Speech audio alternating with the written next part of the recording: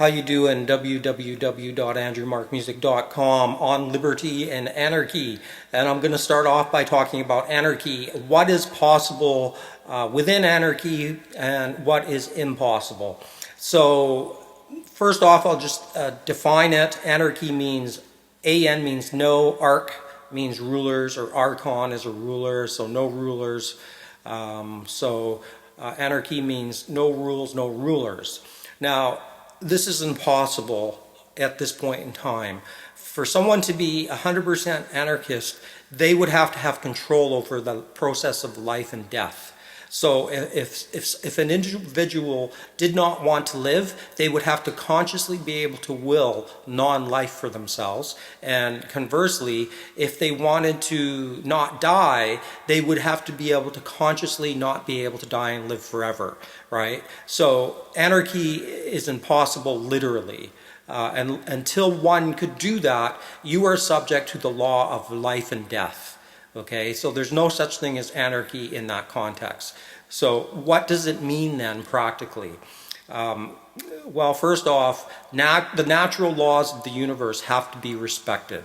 Okay, the best way to do this, in my opinion, is through pantheism. Okay, that the universe is God and we respect natural law as science elucidates it. Honest science, I might add, not corrupt science. So that's the first premises of anarchy. Now, what does it mean politically? Until a human being could reach a very highly evolved, I don't really like that word, developmental state of as an example, of Jesus or a Buddha, right? And not practice coercion and exploitation of other people, other life forms for your own personal gain, then you cannot be an anarchist.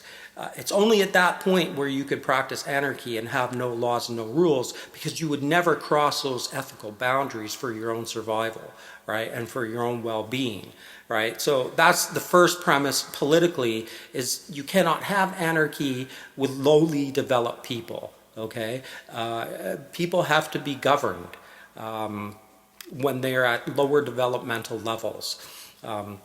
So the best that we could hope for as far as the libertarian anarchy philosophy in politics is to have a political system that respected the first libertarian value of non-aggression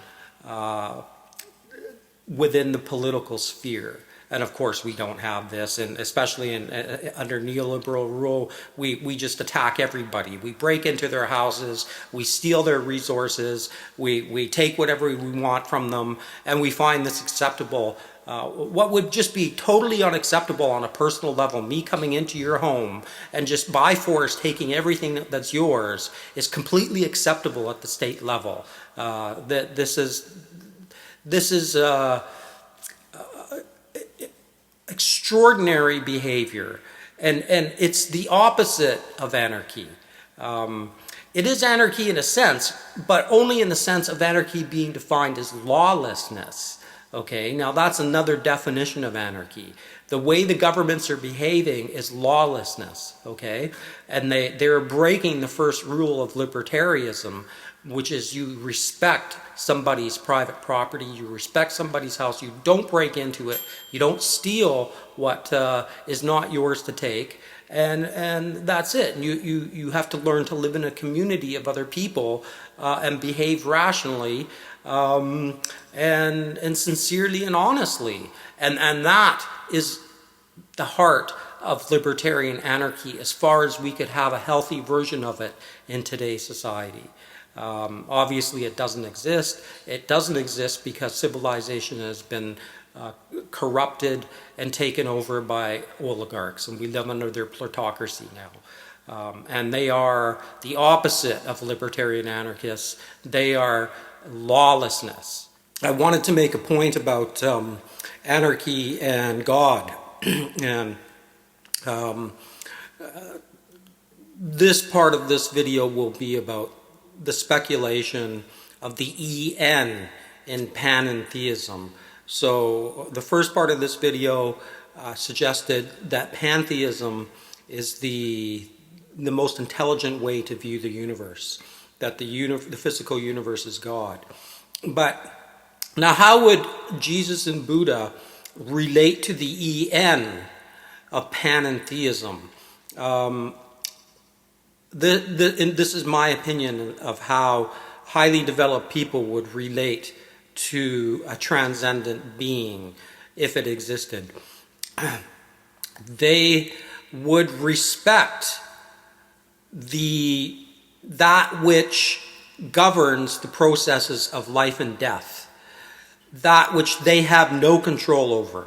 If they have no control over their life and death, it means they cannot be a complete anarchist. They cannot practice anarchy because they cannot practice control over their life and death. Their life and death is subject to a higher being. And in this case, we're going to use the speculation of God.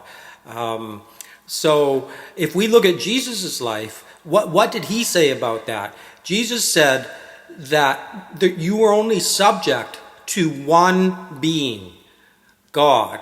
You are not subject to the archons of this world. You are not subject to the rulers of this earth, okay? Whether they're human or intermediary beings, Jesus never said to subject yourself to them, okay? You are only subject to God, that which has control over life and death. Now, I believe that the Buddha, basically, his philosophy was very, very similar on this issue. I'm not convinced that the man himself taught non-theism. I believe what he taught was, this is not something I'm willing to talk about at this time.